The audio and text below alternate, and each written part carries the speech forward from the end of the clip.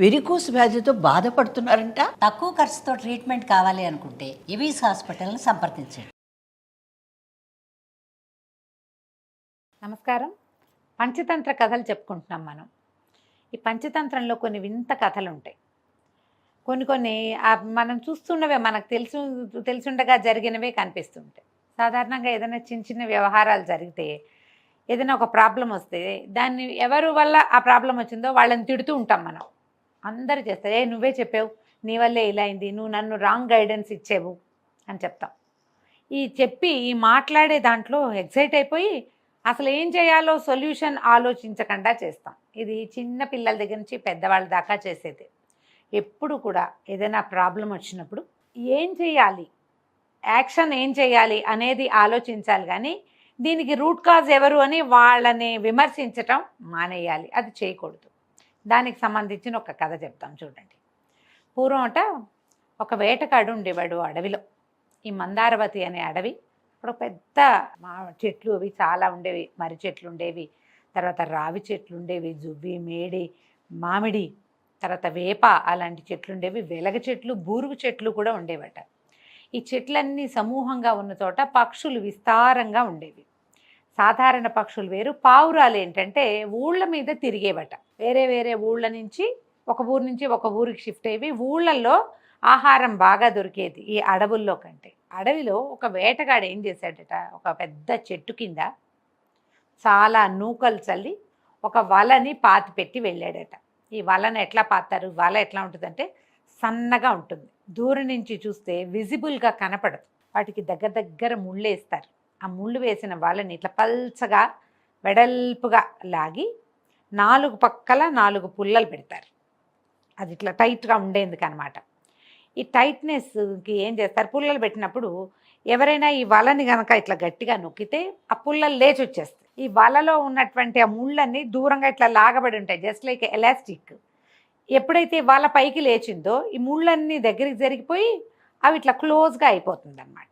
ఈ వేటగాడి ప్లాన్ ఏంటి, ఏ పక్షులైనా ఈ వల మీద గనక వాళ్తే 4 పక్కల నుంచి పుల్లలు లేచి వచ్చేస్తాయి, తాళ్ళు దగ్గరికి జరిగిపోతాయి, నాట్స్ బిగిసిపోతాయి, పక్షులు అందులో ఇరుక్కుంటాయి. అది అతని ప్లాన్.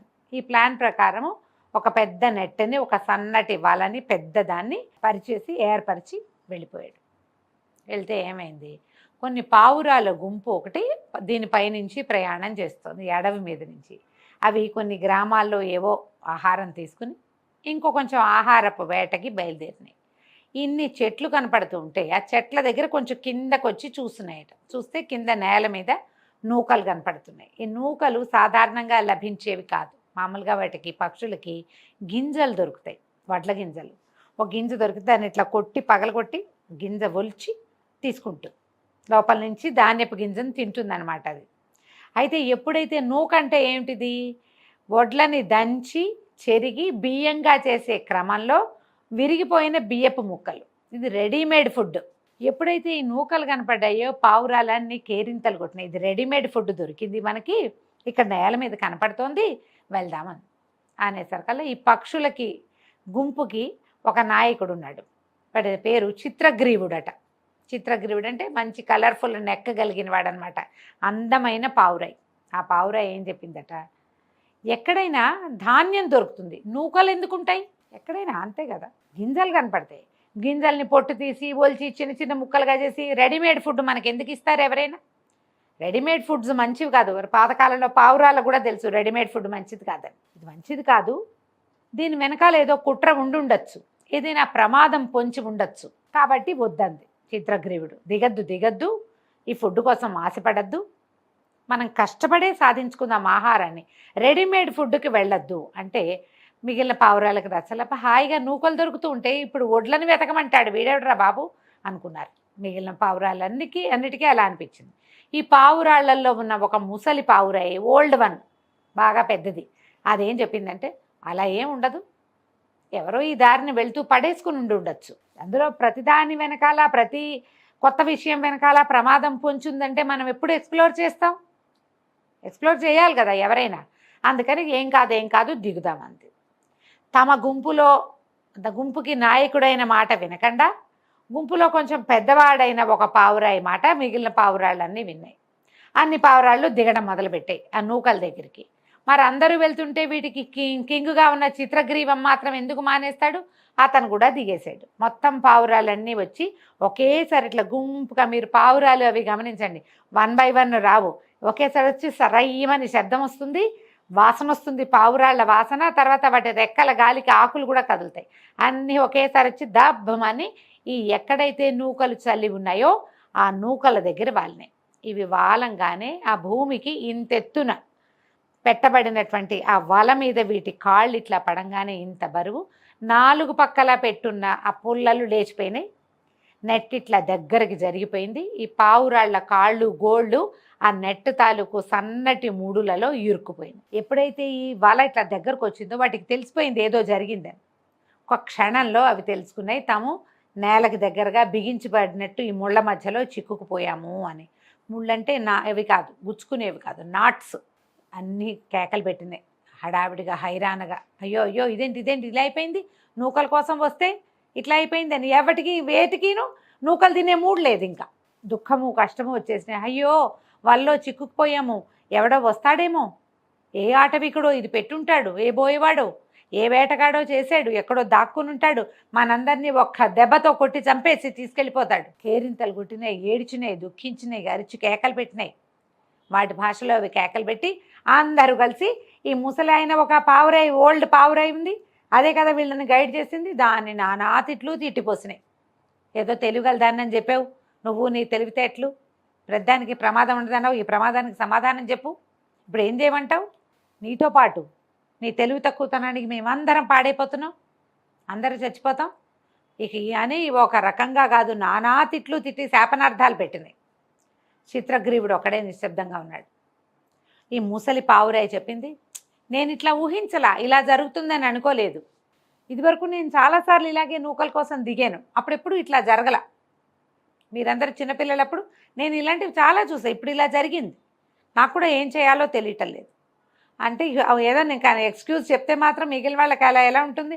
ఇప్పుడు సారీ చెప్తే సరిపోతుందా? ఈ ప్రాబ్లంకి సమాధానం ఎవరు చెప్తారంటే, సరే అందరూ ఏడుస్తూ చిత్రగ్రీవం ముందే చెప్పాడు, మనం వినలేదు, నాయకుడి మాట వినాలి, ఒక గ్రూప్కి ఒక లీడర్ ఉంటే వాణ్ణి కదా ఫాలో చేయాలి, మనం అనుభవజ్ఞుడి వైపుకి తిరిగాం, వీడికి ఏం అనుభవం లేదని తెలిపింది. ఇట్లా ఎన్ని మాటలో మాట్లాడుకున్నాయి. చిత్రగ్రీవం చెప్పింది, శాంత చిత్తం వహించండి, ప్రశాంతంగా ఉండండి, ఒక్క నిమిషం ఆలోచిద్దాం అని, స్థితంగా ఉండండి, ఏడవకండి, కంగారు పడకండి అని వీటన్నిటినీ కన్సోల్ చేస్తుండగా వీళ్ళల్లో ఒక పావురే చూస్తుంది, అదిగో వచ్చేస్తున్నాడు వేటగాడని.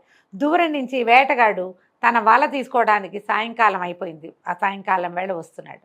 ఎప్పుడైతే దూరంగా నుంచే అతనికి తన వల మీద వాలిన చాలా పావురాళ్ల గుంపు కనపడిందో వాడి మొహంలోకి సంతోషం, నవ్వు, ఆనందం వచ్చేసినాయి. అడుగులు గబగబా వేయటం మొదలుపెట్టాడు, ఇవి ఎగిరిపోకుండా పట్టుకోవటానికి.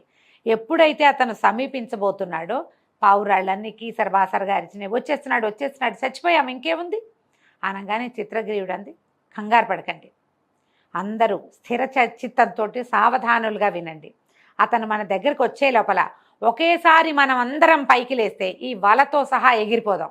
ఈ వలను ఎలా వదిలించుకోవాలో తర్వాత చూద్దాం, ముందు ప్రాబ్లంలో నుంచి బయటపడాలి, ఇందులో నుంచి పూర్తిగా బయటపడటం ఎలాగో తర్వాత ఆలోచిద్దాం అనగానే పావురాళ్ళన్నీ ఉత్సాహంగా, అలా చేయగలమా మనం అన్నాడు. బ్రహ్మాండంగా చేయగలం, యూనిటీగా ఉండండి, గ్రూప్గా చేస్తే సరిగ్గా అవుతుంది. ఇది మనకేమిటి, ఐకమత్యమే మహాబలం, ఒకేసారి రెక్కలు లేవదీయండి, పైకి వెళ్ళిపోదాం అని చిత్రగిరుడు చెప్పగానే పావురాళ్ళన్నీ తాము బతికేసినట్టుగా భావించి, బతికేస్తామని నమ్మి ఒకేసారి మొత్తం రెక్కలు ఇట్లా స్పీడ్గా వేగంగా కదిపి తమతో ఈ వలతో సహా, తమని పట్టుకుని ఉన్నటువంటి వలతో సహా ఒక్కసారి గాల్లోకి ఎగిరినాయి.